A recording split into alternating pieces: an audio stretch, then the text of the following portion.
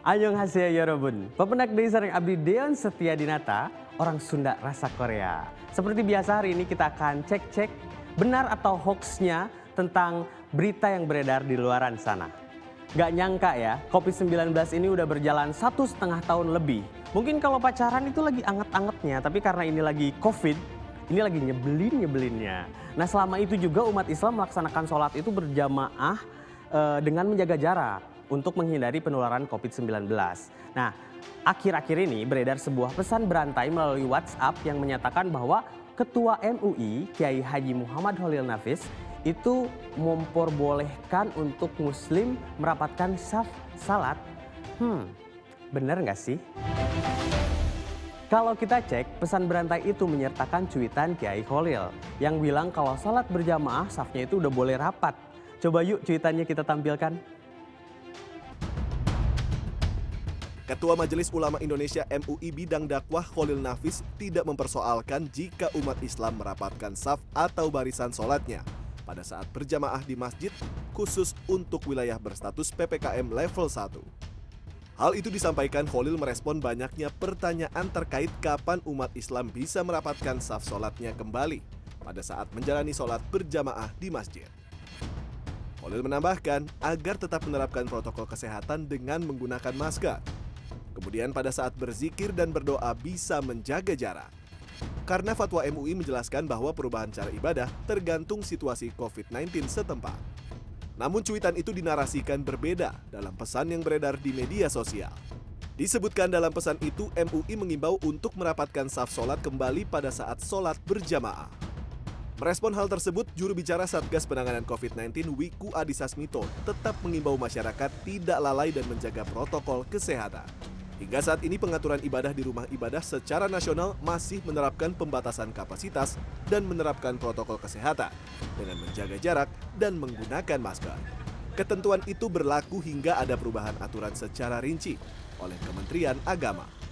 Berdasarkan analisis 26 kabupaten kota di luar Pulau Jawa Bali yang telah memasuki level 1 adalah Kabupaten Lampung.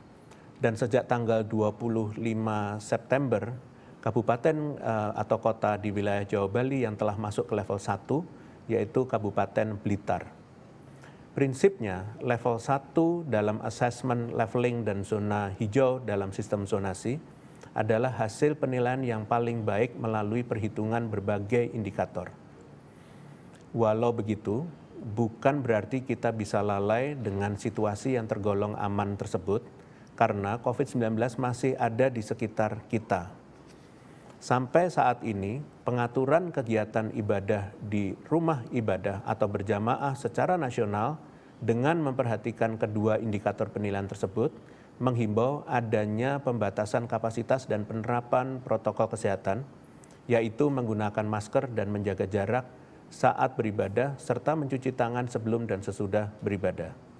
Kedepannya, jika diterapkan perubahan pengaturan khususnya pedoman beribadah secara rinci di rumah ibadah, akan disampaikan oleh Kementerian Agama yang sebelumnya telah melalui kesepakatan lintas kementerian lembaga.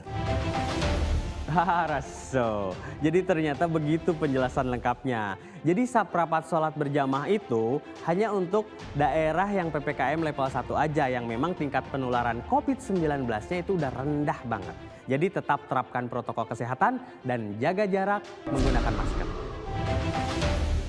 Kita lanjut ke informasi berikutnya. Ini masih membahas soal informasi yang beredar di media sosial ya. Ada lagi nih yang beredar pesan berantai. Jadi pesannya itu nggak ada rantainya, maksudnya pesan yang berantai dari satu orang ke orang lain. Pada aplikasi WhatsApp tentunya. Ini sebuah tautan yang diklaim sebagai media pendaftaran dan pengecekan penerima bantuan sosial sejumlah uang Rp300.000. Betulan nih? Nah, pemerintah sedang membagikan bantuan sosial di masa PPKM ini. Benar nggak sih pesan berantai itu? Yuk kita simak liputannya. Bantuan sosial tunai adalah hal yang dinanti masyarakat pada masa PPKM, terutama bagi masyarakat yang terdampak pandemi. Namun di sisi lain, ada saja penerima bansos yang belum menerima informasi pencairan dana bantuan sosial tunai. Belum lama beredar pesan berantai berisi form pendaftaran bantuan sosial PPKM sebesar Rp300.000. Agar bisa mencairkan dana bantuan, warga harus menjawab sejumlah pertanyaan di sebuah situs internet yang memuat logo Kementerian Sosial. Setelah mengisi data, pendaftar kemudian diminta membagikan tautan situs tersebut melalui aplikasi pesan WhatsApp untuk kemudian menerima konfirmasi pencairan dana bansos melalui SMS. Lalu benarkah situs ini memuat informasi perihal pencairan dana bantuan sosial tunai? Faktanya, situs berlogo Kementerian Sosial yang memuat pendaftaran penerima dana bantuan sosial tunai sebesar Rp300.000 itu tidak benar. Pelaku pemalsuan situs pendaftaran penerima dana bansos itu sudah diungkap Subdit Direktorat Reserse Kriminal Khusus Polda Metro Jaya pada Juli lalu. Pelaku adalah seorang pria berinisial RR dan sudah beraksi sejak November 2020. Lewat situs subsidi ppkm.online, pelaku menyebarkan informasi bansos palsu itu lewat tautan website palsu yang dibuatnya dengan mencatut nama dan logo Kemensos. Akibatnya warga yang menerima tautan ini kemudian tertarik mendaftarkan diri agar bisa menerima bansos. Dari aksi penipuannya ini, RR bahkan sanggup meraup keuntungan sebesar Rp1,5 miliar dari iklan yang masuk di situs palsunya ini. Tersangka RR pun dijerat dengan Undang-Undang Informasi dan Transaksi Elektronik atau ITE dengan ancaman hukuman maksimal 12 tahun penjara. Lantas, bagaimana caranya agar warga bisa mendaftar serta mendapatkan informasi perihal dana bansos yang benar? Menteri Sosial Tri Risma hari ini mengatakan, masyarakat bisa mengakses informasi dana bansos lewat situs cekbansos.kemensos.go.id. Di situs ini, warga bisa mengisi data lengkap mulai dari provinsi hingga desa, serta nama sesuai KTP. Kemudian, calon penerima bansos harus mengisi kode verifikasi untuk mendapatkan petunjuk apakah warga tersebut berhak atau tidak menerima bansos. Setelah itu, warga bisa mencari hingga mengetahui hasilnya. Kementerian Sosial pun menyatakan akan memperbaiki data terpadu kesejahteraan sosial atau DTKS secara berkala. Hal ini untuk memastikan data identitas tunggal dan nomor kependudukan atau NIK selaras dengan data di Kementerian Dalam Negeri. Nah, jadi udah pada ngerti kan ngecek data penerima bansos? Entong asal percaya. Jadi pariksa heula, yang pasti cek di situs resminya. Ada lagi nih informasi situs palsu, bak udang di balik ramyon. Hati-hati, kali ini yang dipalsukan itu situs Peduli Lindungi. Aigo, yang namanya mirip sekali. Jadi nggak kelihatan udangnya ya, yang kelihatan ramyonnya. Peduli Lindungi ini yang lagi marak digunakan sebagai syarat orang masuk ke mal, tempat wisata, dipalsukan. Ini dipalsukan, dipesan berantai disebut pedulilindungia.com.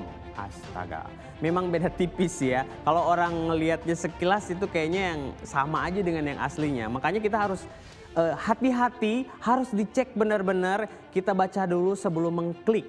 Coba nih kita ikuti laporan selengkapnya. Kumaha beritara? Iya laporan.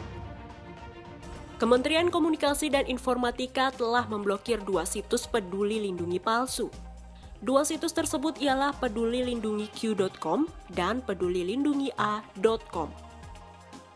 Sementara situs Peduli Lindungi yang asli adalah pedulilindungi.id.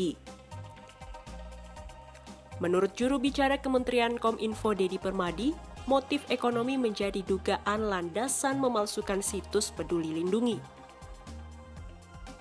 Jika terdapat indikasi penipuan, maka Kominfo akan membawa kasus tersebut ke ranah hukum. Kami sangat berharap kepada masyarakat ketika mendapatkan informasi jangan langsung percaya, tetapi perlu cek terlebih dahulu kebenarannya.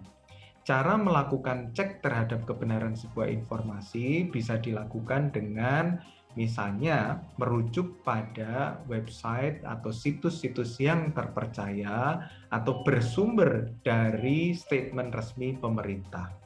Dengan cara itu, maka kita bisa menghindarkan masyarakat dari hoax. Ada beberapa cara sederhana untuk memverifikasi kebenaran suatu informasi atau berita agar terhindar dari hoax. Yang pertama, kita bisa mengirim pesan WhatsApp ke Lembaga Mafindo atau Masyarakat Anti Fitnah Indonesia ke nomor 0859 2160 0500. Mafindo adalah salah satu institusi yang melawan disinformasi dengan cara membangun database anti-hoax. Atau juga bisa mengunjungi situs Mafindo di turnbackhoax.id. Cara lain, kita bisa mengunjungi situs milik Kementerian Kominfo di komin.fo/inihoax. Di sini kita bisa melihat berbagai disinformasi yang telah diverifikasi oleh Kementerian Kominfo. Atau kita juga bisa mengunjungi situs cekfakta.com. Situs ini afiliasi berbagai institusi anti-hoax dan juga perusahaan media terverifikasi. Untuk cek kebenaran informasi yang berkaitan dengan COVID-19, kita bisa mengunjungi situs s.id/infovaksin. Situs ini dikelola oleh Komite Penanganan COVID-19 dan Pemulihan Ekonomi Nasional atau KPCPEN. Jadi sudah pada pintar ya membedakan antara situs hoax dan situs yang benar. Jangan lupa baca dulu sebelum mengklik. Yang benar itu Peduli Lindungi, nggak ada yang lain. Dan yang terkait informasi COVID-19, cek di situs-situs resmi, cek faktanya. Semoga rangkaian informasi-informasi yang saya sampaikan ini bisa membuat teman-teman semua kini lebih paham dan bisa membedakan mana informasi yang benar dan yang tidak benar alias hoax. Ayo segera vaksin bagi kalian yang memungkinkan untuk divaksin. Jangan ditunda-tunda biar cepat selesai ini pandemi. Geus lieur abi mah dah. Sampai jumpa lagi di Bener Enggak Sih, menguak fakta di balik hoax lainnya. Saya Dion Setiadinata, kamsahamnida.